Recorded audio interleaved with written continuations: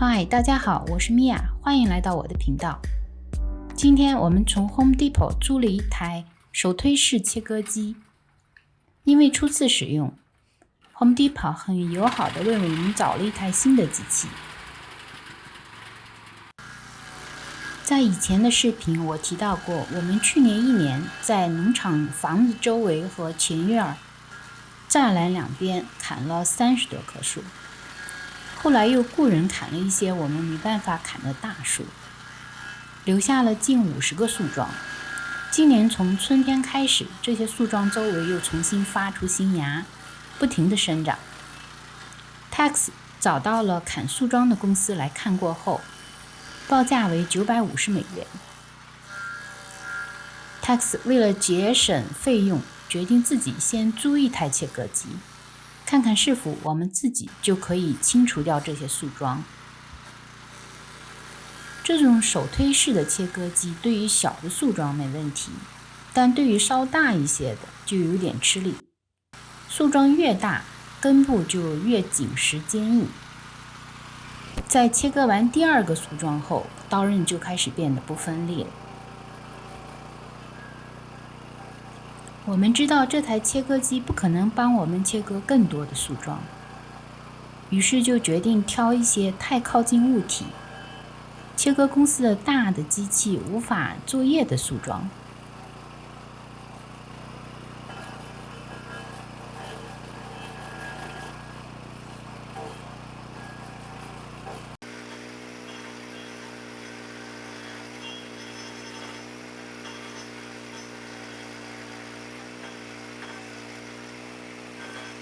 可能是因为我们不熟悉这种机器的操作，也可能是因为这种切割机功率不够，或者刀刃不够结实。在切割完第3个树桩后，人和机器就已经都疲惫了。对于这种很大的树桩，这台机器明显的呈现啃不动的状态。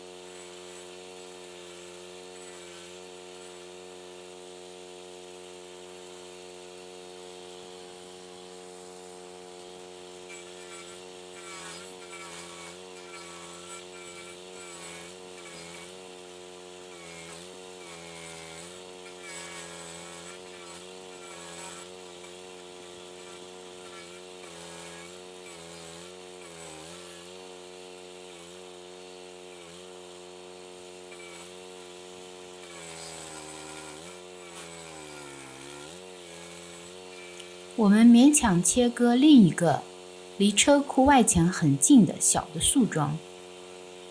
切割机刀刃留在树桩上的痕迹已经变成黑色，说明刀刃变钝完全是靠机器的功率转速在硬啃树桩了。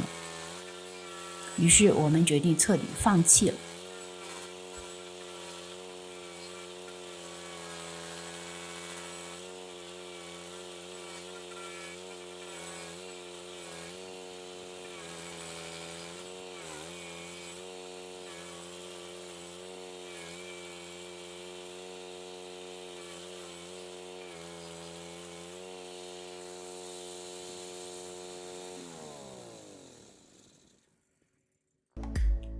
只有亲自试过，才真切地知道，这种手推式切割机只适用于3颗中小型树桩以下的作业，不适用于切割数量更多的树桩。Tex 为这次尝试付了1天187美元的租金。我们在3个半小时只切割了4个树桩，人还被累得人仰马翻。